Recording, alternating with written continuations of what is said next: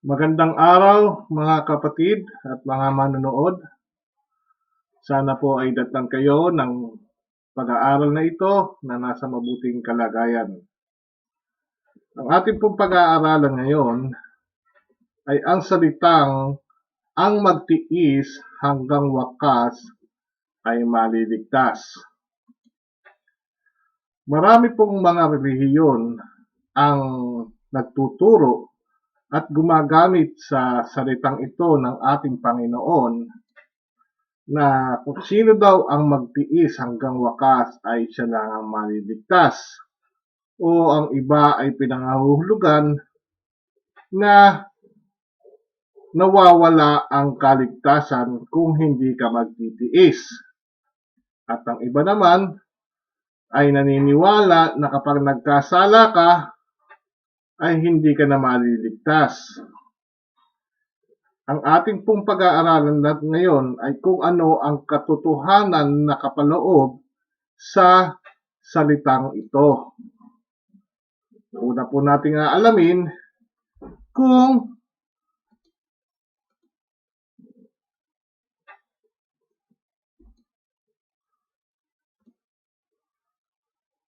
saan po mababasa ang salitang ito. Una po natin itong mababasa sa Matthew 10, talatang 22. At ito po ang sinasabi. At kayo'y kapupuutan ng lahat ng mga tao dahil sa aking pangalan.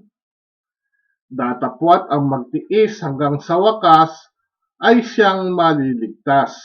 Kung titingnan niyo po, ang siyang magtitiis hanggang sa wakas ay siyang maliligtas. Kaya po hindi naman natin masisisi kung gagamitin ito ng ibang mga relihiyon upang sabihin na ang kaligtasan ay nawawala kung hindi ka magtitiis. Or yung iba, itinuturo kapag nagkasala ka ay hindi ka naligtas. Ano po ang nagiging consequence nito? Nawawala po ang pagkatiwala natin sa Panginoon sa kanyang ginawang pagliligtas kung saan siya ang sa atin ay nagpapasakdal. Siya ang ating katuwiran. Siya ang nagpapabadal sa atin at siya ang nagpapasakdal. Kaya po kung babalikan nyo, datapwat ang magtiis hanggang sa wakas ay siyang maliligtas, sinasabi nila na hindi ka maliligtas kung ikaw ay nakagawa ng kasalanan or kung hindi ka nakapagtiis. So ano po ba ang sinasabi nito mga kapatid? Una po, atin pong alamin sa salatang ito, 4 na tanong na dapat nating suriin. Ano-ano po iyon? Una po, sino-sino ang magtitiis? Pangalawa, ano ang kanilang titiisin? Pangatlo, kailan ito mangyayari? At ang pangapat, saan sila maliligtas? Yan po ang 4 na katanungan na ating susuriin sa talatang ito. Dapat po natin malaman, una sa lahat, sino-sino ang magtitiis. Kaya po kung babalikan natin ang Mateo, Kapitulo 10, umpisahan po natin sa talatang 1. At ito po ang sinasabi. Sino po ang kausap niya? At pinalapit niya sa kanya ang kanyang 12 alagad. At binigyan niya sila ng kapamahalaan laban sa mga karumal-dumal na espiritu, upang mapalabas nila at upang kanilang mapagaling ang lahat ng sarit-saring sakit at ang lahat ng sari-saring karamdaman. Ito po, kung mapapansin natin, ang kausap niya ay yung 12 alagad. Pinalapit niya. Ito po ang pinagmulan ng kwento. Ito po ang pinagmulan kung bakit niya sinabi ito. Tuloy po natin, sino-sino po yung 12 alagad? Sa talatang 2, ang mga pangalan nga ng 12 apostol ay ito. Ang una ay si Simon na tinatawag na Pedro, at si Andres na kanyang kapatid, si Santiago na anak ni Zebedeo, at ang kanyang kapatid na si Juan. Talatang 3, si Felipe at si Bartolome, si Tomas at si Mateo na maniningil, ang buwis ng buwis, si Santiago na anak ni Alfeo at si Tadeo. At sa talatang 4, si Simon na Cananeo at si Judas Iscariote na siya ring sa kanya'y nagkanulo. Mapapansin po natin sa unang sa kwento na ito, kasama pa po rito si Judas Iscariote na nagkanulo sa kanya. So ito po yung pinalapit niya, yung 12, at binigyan niya ng kapangyarihan magpagaling. At ano pa po ang sinabi, Tuloy po natin yung kwento po upang maintindihan po natin kung saan ang gagaling o saan pinagbuhatan ng Panginoon ang salitang iyon. Ang 12 ito ay sinugo ni Jesus. Ito po yung unang pagkasugo sa kanila. At sila'y pinagbilinan na sinasabi, huwag kayong magsitungo alinmang daan ng mga hentil. At huwag kayong magsipasok sa alinmang bayan ng mga taga-Samaria. Ito po yung unang command o yung unang pagsugo sa kanila. Nandito pa po ang Panginoong Hesus, hindi pa po siya namamatay at hindi pa rin po siya nagbabangon sa kanyang sa pagkamatay niya. So, kung mapapansin niyo po rito, huwag kayong magsitungo sa alinmang daan ng mga hentil. So, ang una pong misyon nila, nung unang sinugo, ay para lamang sa Israel. At huwag kayong magsipasok sa alinmang bayan ng mga taga-Samaria. So, kung itutuloy po natin, kundi bagkos magsiparoon kayo sa mga tupang nangawaglit sa bahay ni Israel. So, maliwanag po ang pagkasugo sa kanila sa bayan po ng Israel. Hindi po ito, ang kwento po ay hindi tungkol sa mga kapanahunan natin ngayong mga hentil at hindi rin naman sa kapanahunan ngayon ng mga taga-Israel. Ano pa po ang command sa kanila? At samantalang kayo naglalakad ay magsipangaral kayo na nagsasabi, ang kaharian ng langit ay malapit na. So, i-preach po nila yung kingdom of heaven o kaharian ng langit.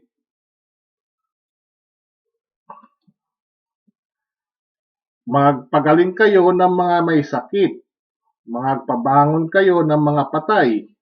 Maglinis kayo ng mga ketong. Magpalabas kayo ng mga demonyo. Tinanggap ninyong walang bayad at ay ibigay nyo walang bayad. So, yun po ang unang pagkasugo nila sa nawalang tupa ng bayan ng Israel. Huwag kayong magbaaw ng ginto, kahit pila, kahit tanso sa inyong mga supot. Kahit supot ng pagkain sa paglalakad, kahit 2 tunika, kahit mga pangyapak o tungkod, sapagkat ang manggagawa ay karapat-dapat sa kanyang pagkain. So ito po, pwede rin po natin itong gawing reference sa mga preachers ngayon. Pero ito rin po ay sinabi sa kanila na yung tungkol po sa manggagawa ay karapat-dapat sa kanyang pagkain. So dapat lamang po na mayroon pong kagantihan ang mga nangangaral sa ngayon. Pero tandaan po natin, ito pong pagsugo sa kanila ay doon sa mga nawalang tupa sa bayan ng Israel at sa bayan din lamang nila. Hindi po sa ngayon sa mga hintil. At sa alinmang bayan o nayon na inyong papasukin, siya sa atin ninyo kung sino roon ang karapat-dapat. At tahan kayo roon hanggang sa kayo'y magsialis. Sabi po natin, at pagpasok nyo sa bahay ay batiin ninyo ito. At kung karapat-dapat ang bahay ay dumuon ang inyong kapayapaan, datapat kung hindi karapat-dapat ay mabalik sa inyo ang kapayapaan ninyo. So kung worthy po yung kanilang mapapangaralan, mag-i-stay sila doon. At kung hindi, aalis sila. At sino mang hindi tumanggap sa inyo, ito po kung sino ang hindi tumanggap sa kanila. Ano ang hindi tinanggap? Yung pangaral din po naman nila ng kaharian ng langit. Hindi po, although narinig nila, pero hindi nila, natanggap nila yung salita, pero hindi sila tinanggap talaga. Pag alis ninyo sa bahay o bayang yon, ay ipagpag ninyo ang alabok sa inyong mga paa. Katotohanan sinasabi ko sa inyo.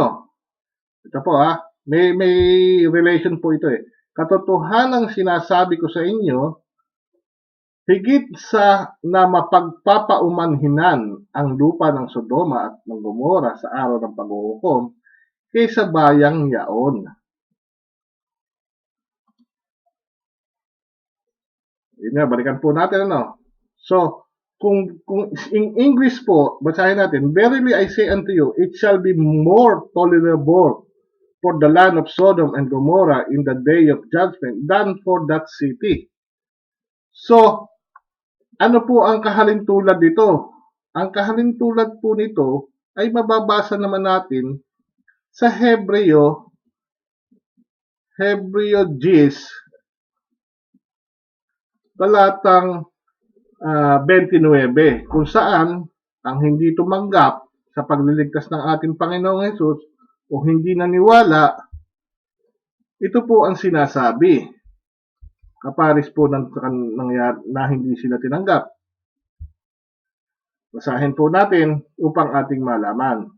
Gaano kayang higpit ng parusa sa akala ninyo ang ihahatol sa nauukol doon sa yumurak sa anak ng Diyos at umaaring di banal sa dugo ng tipan na nagpabanal sa kanya at umalipusta sa espiritu ng biyaya.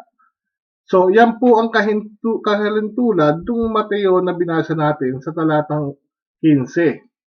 Balikan po natin, kung mapapansin po nito, mas mahigpit po ang parusa doon sa mga hindi sa yumurak sa anak ng Diyos at umaring di manal sa dugo ng tipan, magbabanal sa kanya at malipista sa espiritu ng biyaya.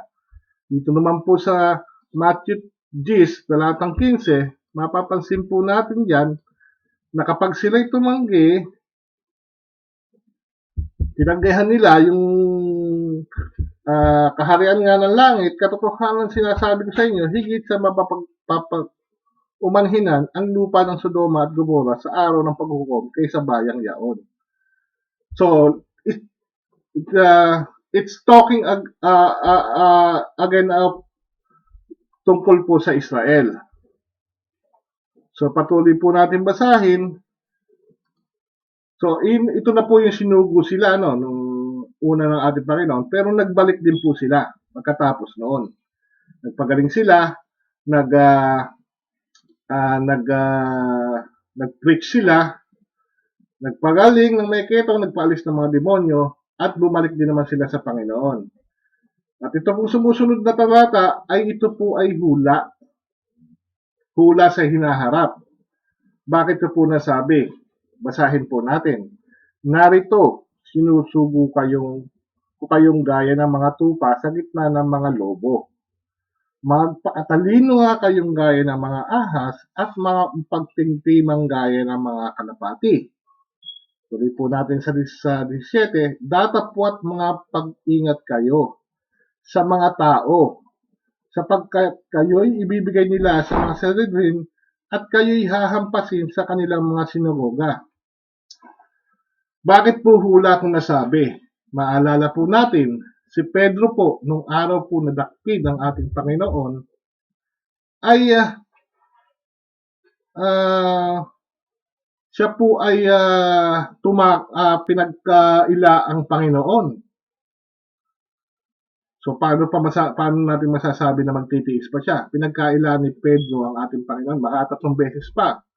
At si Judas din naman, nakasama sa 12 apostol, na kanyang sa talatang 1 hanggang 5, hanggang 6, ay siya pa ang nagpakanulo sa ating Panginoong Hesus. Ibig po sabihin, sa panahon na ito pong mula 16, patuloy ay hula sa hinaharap. Kaya po dito, hindi pa sila pinag-uusig. Kaya basahin po natin ang 17 ulit. Datapwat pakaingat kayo sa mga tao, sapagkat kayo'y ibibigay nila, sino po? Yung mga alagad na taga-Israel sa mga Sanhedrin. Kung i-apply po natin ngayon sa mga hentil ito, wala po tayong Sanhedrin. Gayon din sa Israel ngayon, wala po silang Sanhedrin. Sapagkat kayo ibibigay nila sa mga Sanhedrin. So ito po ang una, no? So una po natin nalaman na ito po ay ang una pong pinagsabihan nito kung kanino, yung sa unang tanong natin, ay sa mga apostol or sa mga alagad din naman na taga-Israel. Dahil nga po sa warning dito, sapagkat kayo'y ibibigay nila sa mga Sanhedrin at kayo'y hahampasin sa kanilang mga sinagoga. So, atin pong isa-isahin ang mga warning dito. Sa Matthew 10, verse 17. Ibibigay sa Sanhedrin. Yan po. Binasa po natin yan. Sapagkat kayo ibibigay nila sa mga Sanhedrin at kayo'y hahampasin sa kanilang mga sinagoga. So, kung iisipin po natin, sa ngayon po, kung kayo'y nasa Pilipinas, wala pong sinagoga na kayo dadalhin doon. Pero dito po, sabi sa 17, hahampasin sila sa kanilang mga sinagoga. So definitely po, ito applicable lamang doon sa Israel, sa bayan ng Israel, kung saan meron silang Sanhedrin at meron silang sinagoga. Patuloy pa po natin basahin, mga kapatid. Sana po, sa ngayon ay nauunawaan ninyo ang paghuhugutan ng salitang iyon. Ano pa po ang warning sa kanila? Oo, at kayo'y dadalhin sa harap ng mga gobernador at mga hari dahil sa akin sa pagpapatoo sa kanila at sa mga hentil. So, ano po ang gagawin pa sa kanila? Ang warning. Patuloy po natin, dadalhin sa harap ng gobernador at ng mga hari. Yan po ay sa talatang 18. Ituloy pa po natin at malaman kung ano ang mga warning. Datapot pagka kayo'y ibinigay nila, huwag ninyong ikabalisa kung ano ang sa inyong sasabihin. Sapagkat sa oras na yaon ay ipagkakalob sa inyo ang inyong sasabihin. So kung sila po ay nahuli na, tinatrial na sila, huwag po silang mag-alala kung ano ang sasabihin nila dahil bibigyan sila ng kanilang sasabihin. Sapagkat hindi kayo ang magsasalita, kundi ang Espiritu ng inyong Ama ang sa inyo'y magsasalita. So, kung isasama po natin ito sa ating characteristic or mga warnings at mga may experience nila, pag hinuli sila, ang Espiritu ang magsasalita sa kanila. Espiritu ng Ama na siya namang ibibigay sa kanila. So, yan po ang isa pang katangian ng istoryang ito. Ituloy pa po natin, mga kapatid, sa talatang 21. At ibibigay ng kapatid ang kapatid sa kamatayan, at ng ama ang kanyang anak, at maghihimagsik ang mga anak laban sa kanilang mga magulang, at sila'y ipapapatay. So, isa po yan sa mga may experience nila, mga kapatid, na kung saan parang itatraidor sila ng kanilang mga kamag-anak upang sila'y ipahuli at ang purpose po nila ay upang ipapatay sila. Kaya isama po natin yan, mga kapatid, sa katangian ng panahon na iyon. Ibibigay ng kamag-anak upang ipapatay sila. Sa patuloy po natin pagbabasa, makikita po natin sa 22, at kayo'y kapupuotan ng lahat ng tao dahil sa aking pangalan. Ito na nga po ay yung sinasabi. Datapwat ang magtiis hanggang sa wakas ay siyang maliligtas. So, yun po ang pinagkunan ng salitang ito. Isa po sa katangian, mga kapatid, ay sila'y kapupuutan ng mga tao dahil sa kanyang pangalan, at ang magtiis hanggang wakas ay siyang maliligtas. So, ano po ang titiisin nila, mga kapatid? Ito po ay inilista po natin lahat yan. ibibigay po sila sa Sanhedrin, hahampasin sa mga sinagoga, dadalhin sa harap ng gobernador, ibibigay ng mga kamag-anak upang ipapatay at kapuputan ng tao dahil sa kanyang pangalan. So, iyan po ang kanilang titiisin, mga kapatid. Hindi po sinabi dyan na, pag nagkasala ka, ay hindi ka maliligtas. Hindi po sinabi doon, mga kapatid. Iyan po ang dadanasin nila. Iyan po ang dadanasin noong panahon na sinabi ng Panginoon sa hinaharap na dadanasin ng mga alagad ng taga-Israel na ibibigay sila sa Sanhedrin, sinagoga. Maliwanag po na ito'y taga-Israel dahil po may Sanhedrin at may mga sinagoga. So, yan po, ito pong mga katangian na ito o panahon na ito ay may katulad po na makikita natin sa Lucas 21. Ito rin po yung makikita sa 24, pero puntahan po natin ang Lucas 21 dahil mas maliwanag po rito. Ito po ay makikita natin, umpisahan natin sa talatang 12. Ito po ang sinasabi, mga kapatid. Basahin po natin, Tandaan po natin ito, mga kapatid, itong mga katangian na ito. At ito po ay ating babasahin sa Lucas 21. Datapwat, bago mangyari ang lahat ng mga bagay na ito po, may sinasabi rito, ay huhulihin kayo at pag-uusigin kayo na kayo'y ibibigay sa mga sinagoga at sa mga bilangguan, na kayo'y dadalhin sa harap ng mga hari at mga gobernador dahil sa aking pangalan. Tingnan po natin maigi, mga kapatid, Dito po sinasabi na sila ay huhulihin kayo at pag-uusigin kayo. Nakita niyo po, mga kapatid, na kayo ibibigay sa mga sinagoga. Balikan po natin yung ating presentation, mga kapatid. Ibibigay sa Sanhedrin. Ito po mga Sanhedrin, mga kapatid, ay ang parang mga judges ng panahon ng ating Panginoong Jesus pa ay nandito sa ibabaw ng lupa. At meron pa silang templo noon. Ito po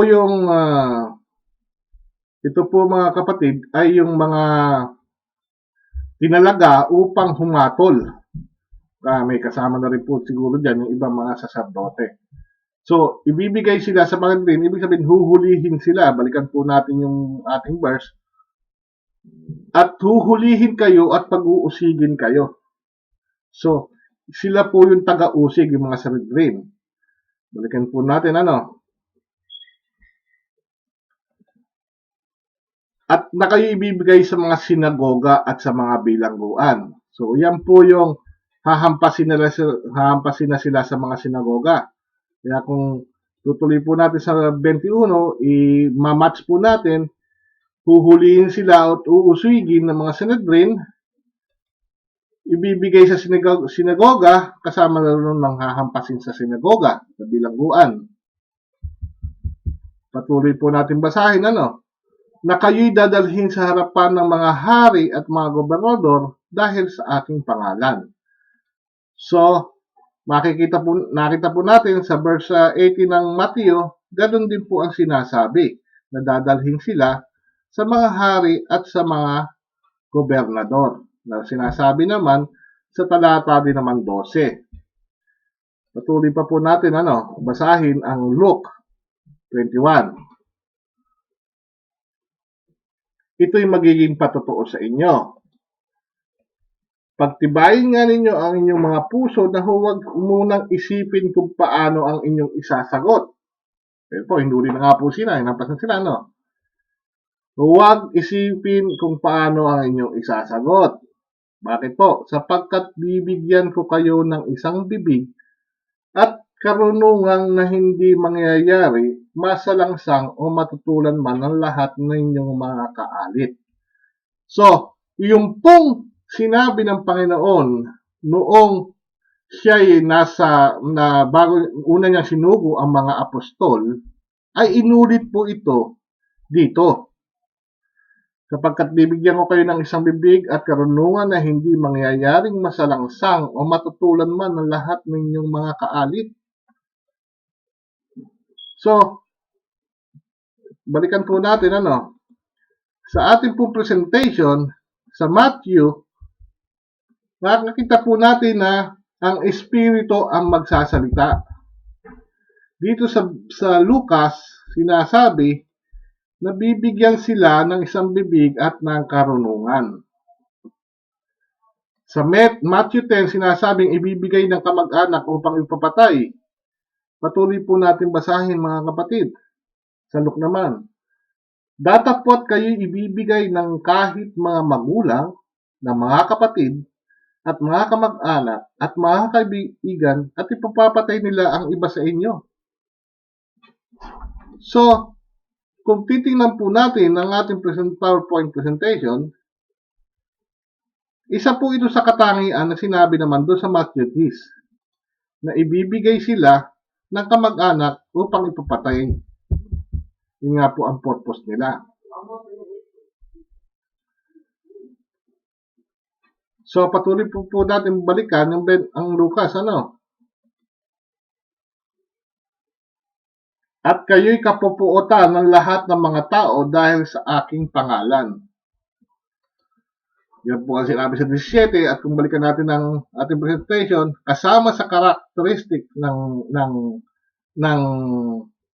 sa Matthew, ay kapapuotan sila ng tao dahil sa kanyang pangalan. At iyan naman po ang binanggit dito sa Luke verse 17. So, makikita po natin na itong Matthew 10, 17 hanggang 22 ay repeated prophecy ng Panginoon sa Luke 21. Pero kailan po ito mangyayari, mga kapatid? Balikan po natin ang 12. Pero bago po natin balikan, mga kapatid, ituloy po natin naman ang pagbasa sa 18 na kung saan sinasabi, at hindi mawawala kahit isang buhok ng inyong ulo. Present pa po, hindi mawawala. Sa inyong pagtitiis ay maipagwawagi ninyo ang inyong mga kaluluwa. So ano po ang titiisin nila? Mga kapatid, ang titiisin po nila ay yung mga sinabing persecution na marireceive nila. Na kung saan, huhulihin sila, uusigin sila, ibibigay sila sa mga sinagoga, bilangguan, hahampasin, dadalhin sa harap ng mga gobernador, at ibibigay yung iba ng kamag-anak upang ipatay, kapuputan sila dahil sa kanilang pangalan. Hindi po dahil sa sila'y nagkasala o kung ano man. Ito po ang titiisin nila, at ano sinabi?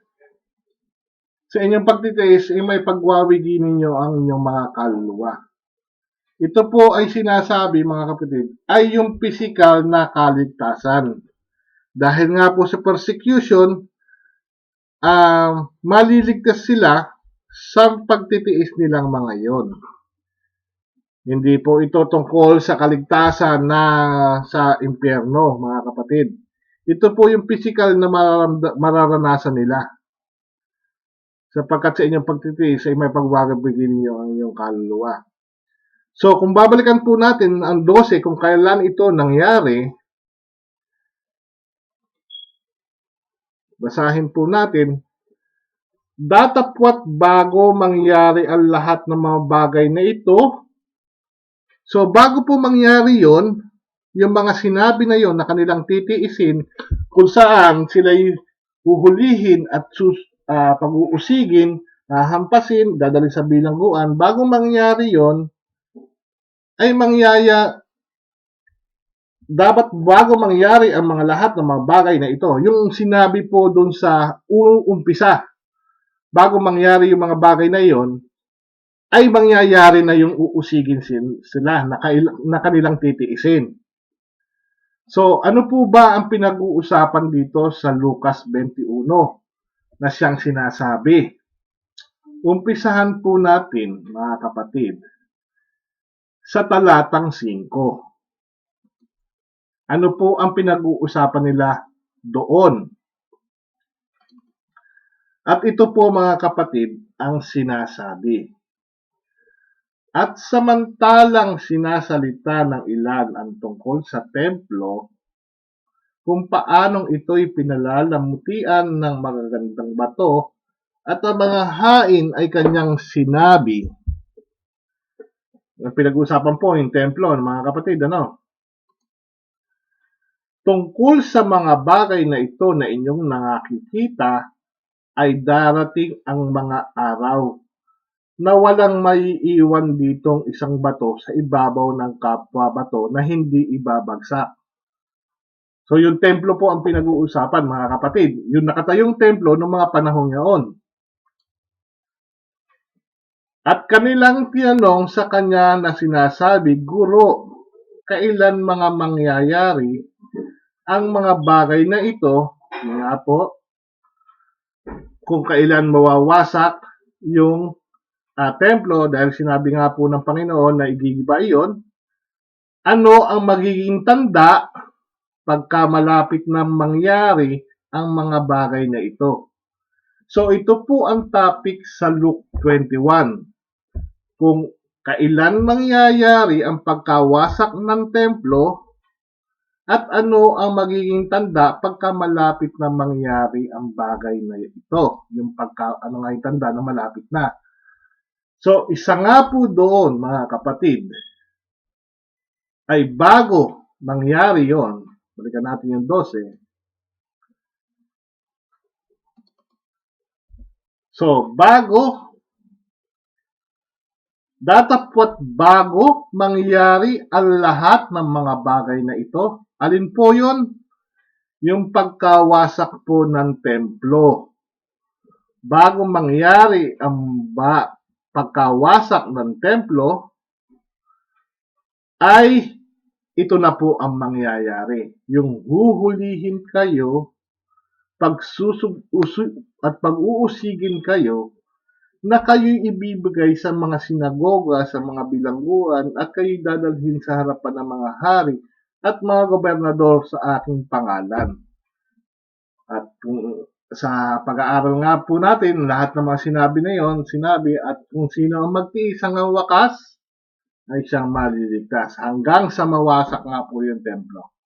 Ito po yung mangyayari sa kanila. Kung titiisin po nila yun, mga kapatid, ay maliligtas sila sa kamatayan ng panahon na yon.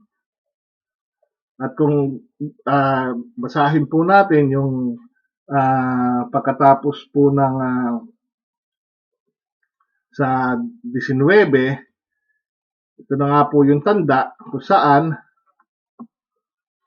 19, sa 20, sinabi na po na bago mangyari lahat ng mga ito, mangyayari yung pagtitiis nyo, maliligtas kayo, datapwat pagka nakita na ninyong nakubkob ng mga hukbo, buhay pa po sila, ang Jerusalem, kung magkakayo'y talas sa ninyo na ang kanyang pagkawasak ay malapit na. So ano gagawin nila? Kung magkagayoy, ang mga nasa Judea ay magsitakas sa mga bundok at ang mga nasa loob ng bayan magsilabas at ang mga nasa parang ay huwag magsipasok sa bayan. So, may persecution pa po ba dito ng mga Sanhedrin? Dadalhin pa po ba sila sa sinagoga kapag sila nasa bundok na? So, ito po yung sinasabi na sila'y maliligtas. Maliligtas po sila bago pa man ang pagkawasak ng templo. At bago pa mawasak ang templo, mga kapatid, sila po ay sinabing kailangan nilang tiisin yung pag-uusig sa kanila, kailangan nilang tiisin yung pag-uusig ng mga Sanhedrin, paghahampas sa kanila, pagkabilanggo nila, at pagtataksil o pagtatraidor ng kanilang mga kamag-anak upang sila'y dalhin upang ipapatay sila. So, ito po yung sinasabing ang magtiis hanggang wakas ay maliligtas. Yan lamang po ang nais nating ipapabatid, mga kapatid. Yung katotohanan, hindi yung gagamitin ng isang talata upang gawin sa doktrina, upang imali, mga kapatid, ang pagkakaintindi doon sa talatang iyon. At upang patunayan lamang ang doktrina nila na yung kaligtasan daw nila natin ay nawawala. Maliwanag po sa ating napag-aralan, mga kapatid, kung ano ang sinasabi. Una po nating sa mga tanong natin, sino-sino ang magtitiis, ano ang titiisin nila, at kailan mangyayari, gayon din saan sila maliligtas. So sa atin pong pag-aaral sa araw na ito, mga kapatid, nalaman po natin na kung sino-sino ang magtitiis ay yung mga alagad na nasa Israel. Kung saan ang kanilang titiisin ay yung mga pag-uusig ng Hudyo, dahil dadalhin sila sa mga Sanhedrin, at yung mga saserdote din naman, yung ibang mga saserdote na uusigin sila, dadalhin sila sa sinagoga at pahihirapan sila. At kung kailan ito mangyayari ay bago mawasak ang templo, na nakita po natin sa Lucas 21 talatang 12. At saan sila maliligtas? Yung sa kamatayan po ng dulot ng pag-uusig ng bayan ng Israel. So yan po, mga kapatid, ang ating lamang na gustong ipabatid sa pag-aaral na ito, upang wag po kayong mailigaw ng ibang mga nagtuturo na sinasabing kapag nagkasala ka, hindi ka naligtas. Kaya po, para pong nawawalan ang inyong pagkatiwala sa ating Panginoong Hesus, sa kanyang pagliligtas na ginawa, nasa kung saan ang kanyang dugo ay nagpapabanal sa atin, na nagpapasakdal. At wag po natin kalilimutan ang paalala ko ni John, mga kapatid, kung saan sinabi po niya sa 1 John 2, at atin pong basahin upang atin pong malaman kung anong ibig niyang ipahiwatig. Ito po ang sinabi, Mumunti kong mga anak, ang mga bagay na ito ay isinusulat ko sa inyo upang kayo'y huwag magkasala. May mga sinulat po si John na encouragement para huwag magkasala. Ina-encourage po tayo huwag magkasala. At kung ang sino man ay magkasala, hindi na po ba siya ligtas? Yan po ba ang sinasabi? At kung magkasala, hindi ka naligtas? Hindi po. Maliwanag po ang sinasabi. Kung sino man ay magkasala, ay may tagapamagitan tayo sa Ama, si Jesucristo ang matuwid. So ito po, mga kapatid, hindi ko po ini-encourage na kayo magkasala. Pero sabi nga po ni John, ito'y mga sinusulat sa inyo upang kayo'y huwag magkasala. Pero po, hindi po niya sinasabi na pag nagkasala ka, hindi ka naligtas, tulad po ng sinasabi ng mga ilang relihiyon na ginagamit ang talata na ang salitang magtiis sa hanggang wakas ay siyang maliligtas. Hindi po ganon. Ang sinabi po dito ni Juan, mga kapatid, paalala niya, at kung sino man ay magkasala, ay may tagapamagitan tayo sa Ama, si Jesucristo ang matuwid. Yan po, mga kapatid, sana po may natutunan kayo.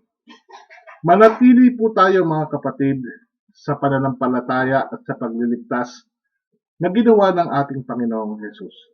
Siya po ang ating kaligtasan. Hindi po natin magagawa kahit ano paman gumawa tayo ng mabuti, hindi po natin magagawang iligtas ang ating sarili. Ang Panginoon lamang po ang nagligtas sa atin. Ipagkatiwala po natin sa Kanya na siya'y ililigtas tayo.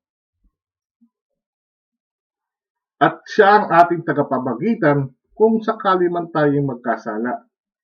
Pero ito po mga kapatid ay sinulat upang huwag tayong magkasala. Iyon po ang encouragement sa atin.